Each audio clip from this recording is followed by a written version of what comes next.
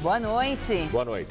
Ex-ministro Gilberto Carvalho presta depoimento na Operação Zelotes. Procuradoria vai apurar ligação entre o presidente da Assembleia, Fernando Capês, do PSDB, e corrupção na merenda de São Paulo. Alckmin e Haddad são hostilizados pelo movimento Passe Livre. Várias atividades agitaram São Paulo no aniversário da cidade. Organização Mundial da Saúde alerta que Zika vírus deve se espalhar por todo o continente americano. Estado Islâmico divulga novo vídeo com ameaças de ataques na Europa.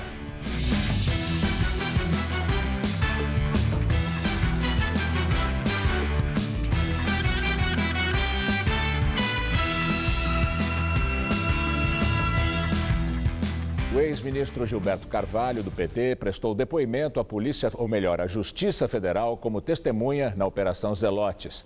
A investigação se refere à suspeita de corrupção no lobby para edição de medidas provisórias em benefício de montadoras de veículos nos governos Lula e Dilma. No depoimento em Brasília, Gilberto Carvalho afirmou que o estímulo à indústria automobilística era a alma do presidente Lula e que a atuação do governo era feita em prol dos interesses do país. Ele classificou como absurda e uma ofensa ao bom senso a acusação de que houve compra de medidas provisórias. As medidas provisórias são atos do presidente da República com força de lei mandados ao Congresso Nacional. O ex-ministro confirmou encontros com o lobista Mauro Marcondes, preso desde outubro, mas negou ter recebido qualquer oferta de vantagem. Ele disse que não havia clima para propostas desse tipo no governo Lula. O escritório de Mauro Marcondes pagou R$2,5 milhões para a empresa de Luiz Cláudio Lula da Silva, filho de Lula. Luiz Cláudio diz que o pagamento foi de serviços de consultoria na área de esportes. Lula seria ouvido hoje, mas foi dispensado, porque a Justiça considerou suficiente o depoimento dele no último dia 6. A presidente Dilma Rousseff também foi convocada. Ela pode se manifestar por escrito. O ex-tesoureiro do PT, João Vacari Neto, o ex-diretor de serviços da Petrobras, Renato Duque, o ex-assessor de José Dirceu, Roberto Marques, e o ex-sócio da empresa JD Consultoria, Júlio César dos Santos, ficaram em silêncio durante o interrogatório do juiz Sérgio Moro, hoje em Curitiba. Eles são réus junto com José Dirceu na ação penal sobre o esquema de corrupção na Petrobras. Vacari, Duque e Dirceu estão presos no Paraná. Roberto Marques, conhecido como Bob, e Júlio César respondem ao processo em liberdade.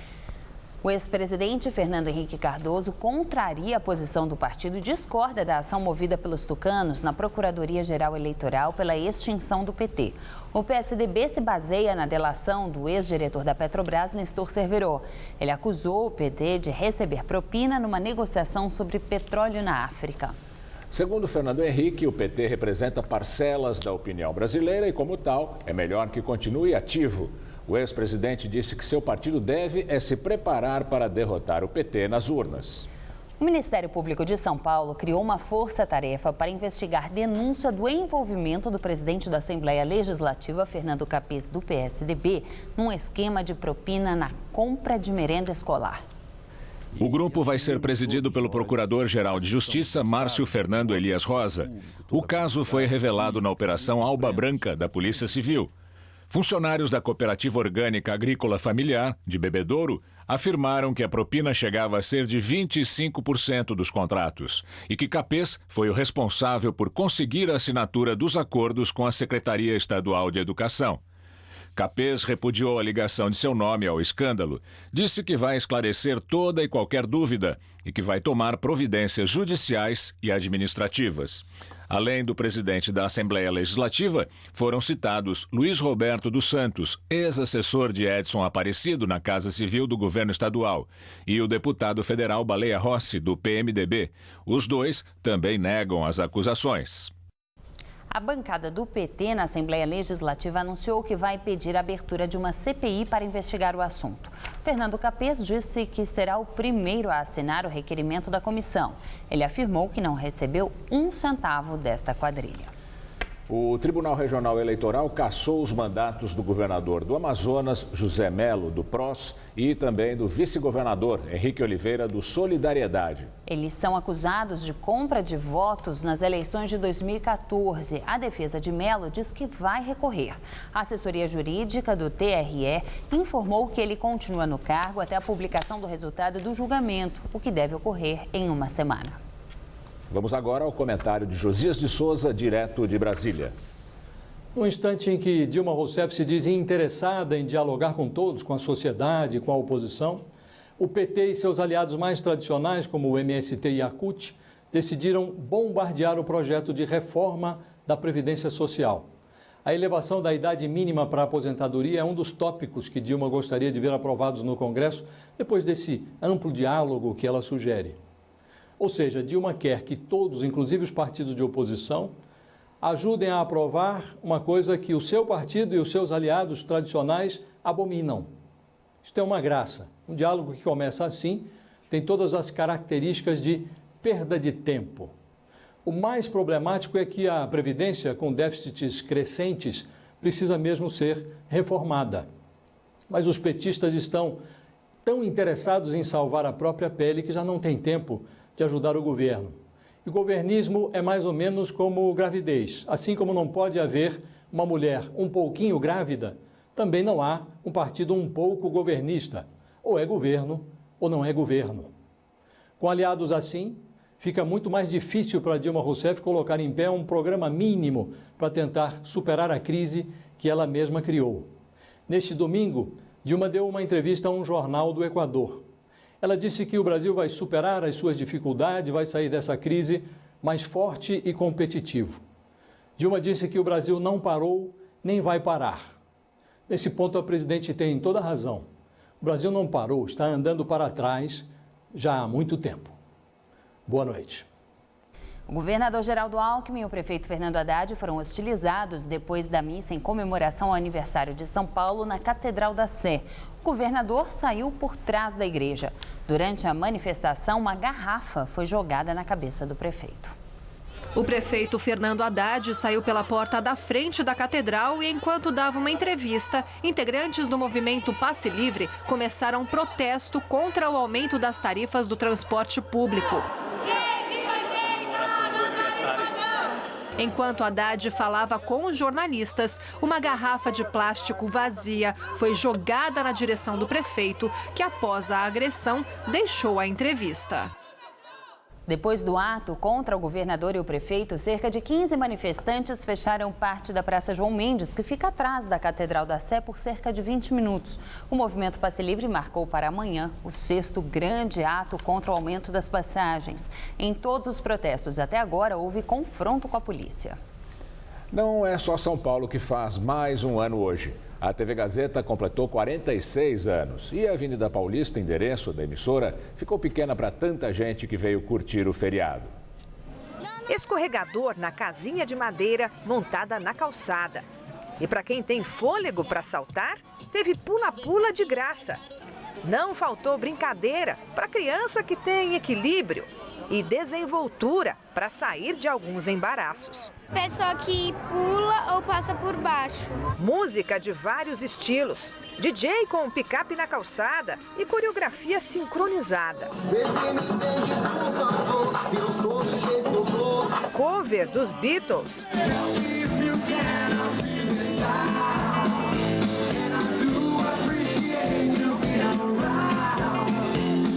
E rap que defende a escola e combate o preconceito. Conta pra menina aqui, pra ser bonita tem que alisar o cabelo e passar a tal da química. Eu tô adorando, eu trouxe meus sobrinhos pra ver especialmente a MC Sofia hoje, ela é muito maravilhosa. Porque ela fala sobre racismo, sobre várias coisas que a gente não tem a oportunidade de falar pras crianças muitas vezes. Eu mesma alisei meu cabelo, com 11 anos, se eu tivesse essa consciência, não teria passado por isso. Além da Paulista, outras 24 ruas e avenidas em todas as regiões também fecharam para os carros nesse feriado. Muito melhor, é público, você não gasta dinheiro, você vem pra cá, se diverte, é uma população muito bacana. O pessoal tem a oportunidade de ver a cidade, abrir um pouco essa coisa de muro, de condomínio, de shopping e vir pra rua, né? Asfalto com jeito de parque, de praia. A atmosfera que fez Angelita pensar de outro jeito. Inicialmente eu estava até achando que ia ser meio estranho fechar a Paulista, só que ficou bem legal. Você era contra? Era. E o movimento Paulista Aberta, integrado por várias ONGs, está aproveitando esse feriado para saber a opinião das pessoas sobre a Avenida Paulista como área de lazer. E um dos resultados é que até agora a maior parte das pessoas que votaram quer que a Avenida Paulista seja fechada também nos feriados e não só aos domingos, e que fique aberta como área de lazer até mais tarde. A pesquisa também perguntou o que as pessoas querem agregar ao lazer de rua. O teatro de rua é algo que eu gosto muito em São Paulo. Você votou nisso? Votei nisso. Eu gostaria de ver também poesias e literatura aqui na Paulista. Hoje já é uma realidade a Paulista aberta, mas a gente quer que seja para sempre. E isso só vai ser possível através de uma lei. Então a gente quer, com esses dados, escrever um projeto de lei para que isso seja aprovado e fique para sempre.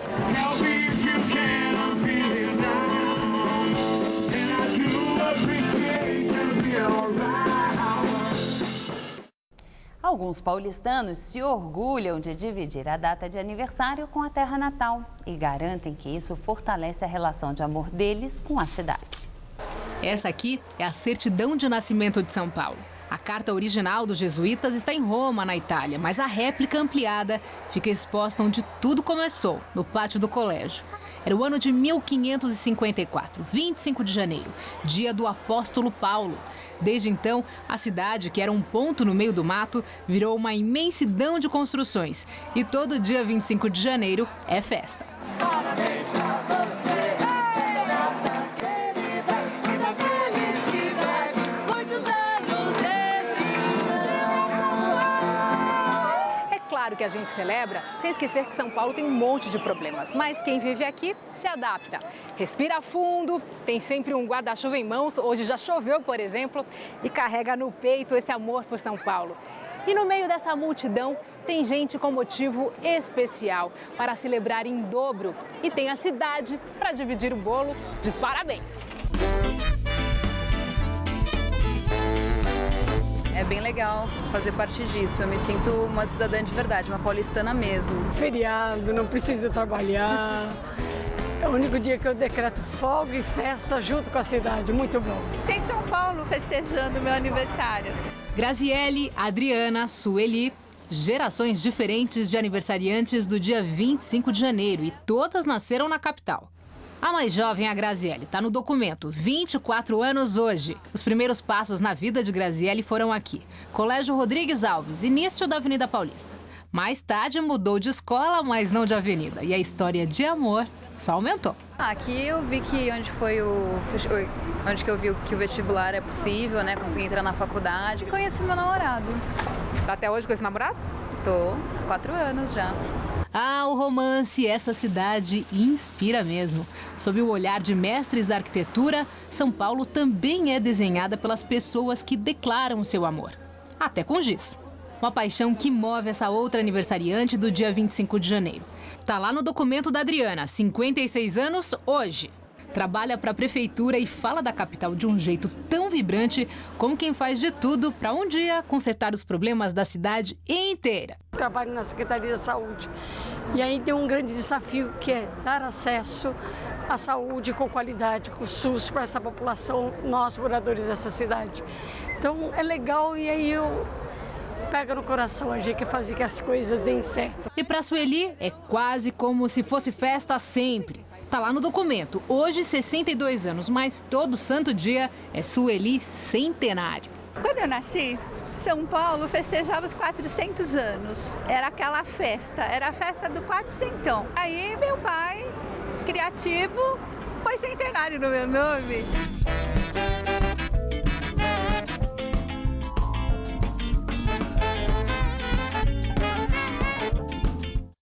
Entre as festividades, uma envolveu o trabalho dos governos municipal, estadual e federal. Serviços gratuitos foram oferecidos na Cracolândia. Os moradores puderam tirar carteira de trabalho e outros documentos. O mutirão ofereceu corte de cabelo e atendimento médico, tudo de graça. Seu José é mecânico, mas há 1 ano está desempregado porque roubaram a carteira de trabalho dele. Se você não tem documentos, é um vagabundo. Entendeu? Eu não sou vagabundo, só que eu não consigo arrumar emprego. Isso é que tá difícil. O mutirão na região da Cracolândia contou com a participação de várias entidades que trabalham com pessoas em situação de vulnerabilidade. As pessoas também puderam tirar dúvidas jurídicas e saber, por exemplo, os caminhos para conseguir um defensor público. E como é aniversário de São Paulo, dia de festa, muita gente aproveitou para dar uma caprichada no visual. Uma das tendas ofereceu cortes de cabelo de graça. Nesta outra, o foco foi a saúde. O público pôde fazer teste de hepatite com resultado na hora e também checar a glicemia e a pressão arterial. Se o valor da pressão é alterado, a gente encaminha para o serviço mais próximo. Hospital. O hospital, no caso, o pronto-socorro, ou um AMA. De acordo com o último censo da população de rua, São Paulo tem hoje mais de 22 mil pessoas nessas condições. Mais da metade, 55%, só na região central da cidade. E hoje, além de todos estes serviços, também foram intensificados os atendimentos e as informações para dependentes químicos. Agentes dos programas de braços abertos da Prefeitura e do Recomeço do Governo do Estado estiveram de plantão cadastrando interessados nos dois programas. No caso do Recomeço, a Secretaria de Desenvolvimento Humano espera aumentar o número de vagas este ano de 950 para 1.300. Eles têm essa dependência química, então algumas precisam de tratamento de saúde, precisam de internação hospitalar, outras só na comunidade terapêutica ela consegue superar, mas é muito difícil. Ela precisa ter fé, precisa superar, precisa acreditar que pode ter uma vida melhor. Economistas do mercado financeiro prevêem retração de 3% para o PIB neste ano. Os profissionais de 100 instituições financeiras ouvidos pelo Banco Central também acreditam que a inflação vai piorar. A expectativa do IPCA, Índice de Preços ao Consumidor Amplo, passou de 7% para 7,23%, que é acima do teto estipulado pelo governo de 6,5%. E o excesso de oferta fez o preço do petróleo cair 3% nesta segunda-feira. A queda foi registrada após o Iraque anunciar uma alta produção recorde.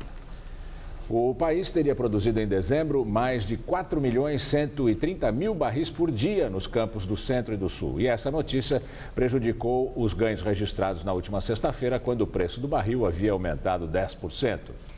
E agora vamos ao comentário de economia com Denise Campos de Toledo. Como estamos vendo, o ano começou bem pior do que se previa e olha que janeiro nem terminou.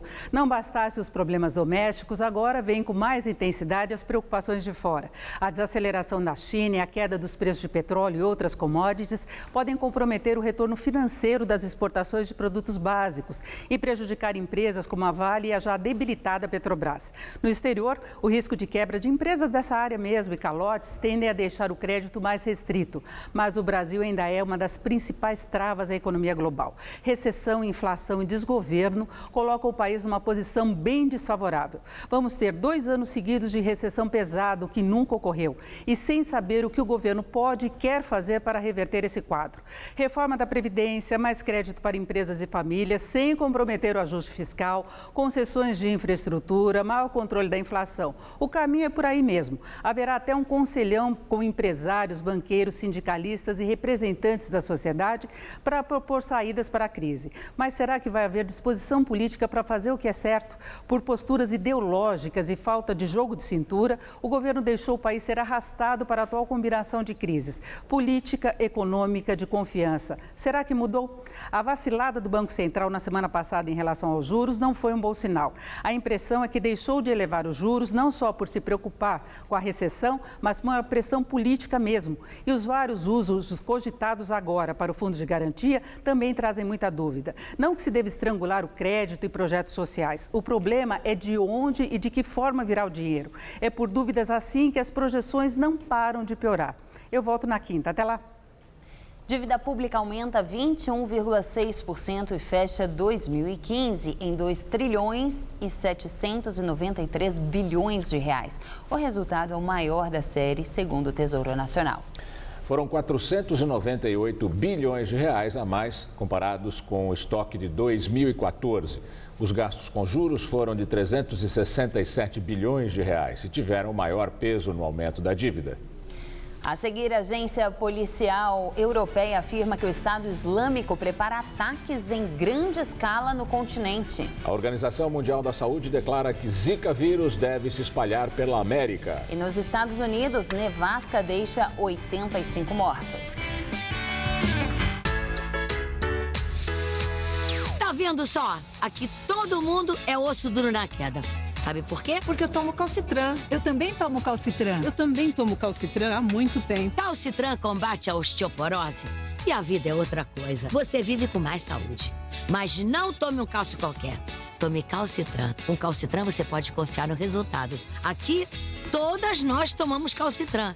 Por isso, somos duros na queda. Qual Casper você é? A minha Casper é informação. A minha Casper é organização. A minha Casper é criação. A minha Casper é luz, câmera, ação. Essa é a minha Casper. Essa é a nossa Casper. A bicicloteca ela abriu um novo horizonte para a questão da visibilidade da população de rua.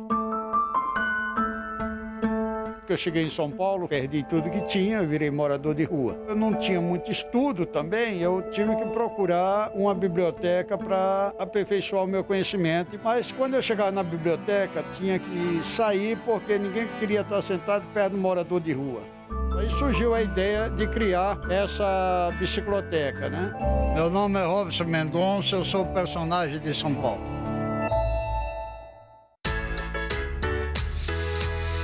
Vendo só? Aqui todo mundo é osso duro na queda.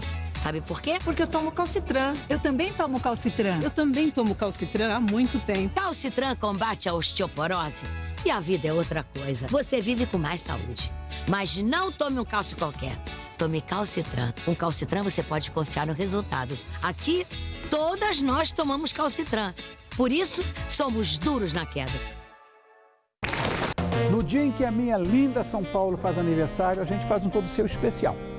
O cantor Eduardo Araújo prepara o famoso Virado à Paulista. O jornalista Marcelo Duarte dá dicas de lugares curiosos na cidade. Tem bate-papo com a atriz Adriana Alves e musical com os Demônios da Garoa. Se o senhor não tá lembrado, dá licença de contar. Então, celebre comigo o aniversário de São Paulo. Tô te esperando. Todo seu, nesta segunda, 10h30 da noite.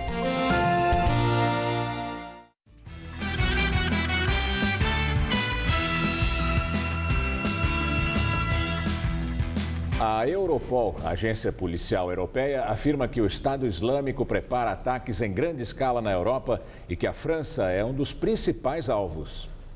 Segundo um diretor da Europol, o Estado Islâmico tem capacidade para provocar outros ataques em massa. Autoridades locais estão trabalhando para evitar que isso aconteça de novo. O relatório foi apresentado na cerimônia de inauguração do novo Centro Europeu Antiterror, um dia depois do Estado Islâmico divulgar um vídeo que traz novas ameaças contra o continente e imagens de 9 terroristas que teriam participado dos ataques em Paris. Um integrante do grupo terrorista diz que o Estado Islâmico mandou caçadores sedentos de sangue para matar os descrentes que os atacam. Além disso, a narração do vídeo diz que aqueles que se juntarem aos infiéis também vão ser alvos de espadas e reproduz imagens do primeiro-ministro britânico David Cameron, confirmando seu apoio à França.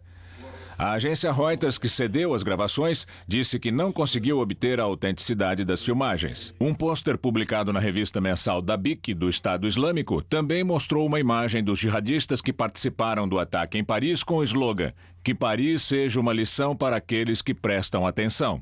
Já François Hollande, presidente da França, que está em viagem diplomática para a Índia, disse que não se impressionou com as provocações odiosas e afirmou que vai continuar atacando repetidamente organizações que ameaçarem os franceses.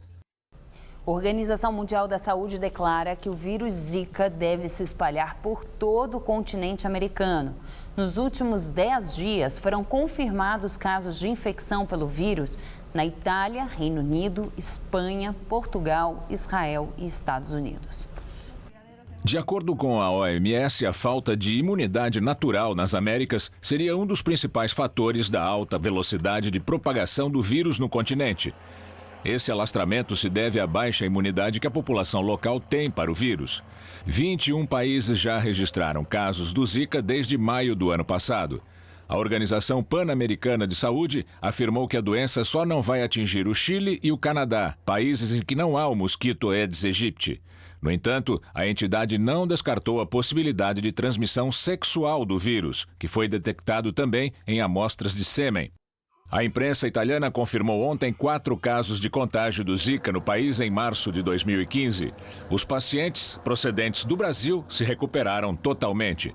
O mesmo aconteceu com 4 turistas portugueses que tiveram infecção confirmada no último dia 15. No Reino Unido foram registrados 3 casos de infecção de britânicos que haviam voltado de viagem da Colômbia, Suriname e Guiana. Hemisfério Norte enfrenta um dos invernos mais rigorosos dos últimos 50 anos.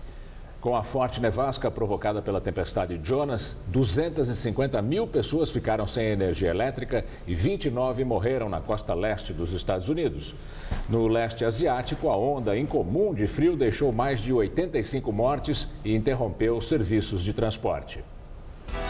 Nas ruas de Washington, a capital dos Estados Unidos, a neve chegou a mais de 60 centímetros de altura. Escolas e escritórios foram fechados e o Congresso cancelou todas as votações até a semana que vem. No sábado, a tempestade atingiu a região metropolitana de Nova York. Foi decretado estado de emergência e metrôs e trens tiveram serviço interrompido. Cerca de 4.000 voos previstos para ontem e hoje foram cancelados. Os moradores foram proibidos de sair de casa com o carro. 3 pessoas morreram enquanto trabalhavam retirando neve. Em Nova Jersey, uma mulher e o filho morreram de intoxicação por monóxido de carbono após o carro em que andavam ter o escapamento entupido pela neve. Em Maryland, telhados de supermercados, celeiros e hangares não suportaram o peso da neve e desabaram. Na cidade de Belcamp, uma explosão numa fábrica provocou um incêndio que fez parte da estrutura cair. 2 pessoas morreram de infarto enquanto tiravam neve da frente de casa. Em Taiwan, os termômetros registraram as menores temperaturas em 16 anos. 57 pessoas morreram, a maioria idosos. Na China, centenas de quilômetros ao longo do Rio Amarelo ficaram congelados. Em algumas cidades, nevou pela primeira vez em 50 anos. 4 pessoas morreram asfixiadas por monóxido de carbono ao tentar se aquecer numa estufa de plástico. No Japão, motoristas ficaram encalhados nas ruas, voos foram cancelados e o serviço de trem-bala registrou atrasos. A agência meteorológica emitiu várias advertências e a previsão é de que a neve dure até amanhã. E vamos agora à previsão do tempo por aqui para amanhã com Luciana Magalhães.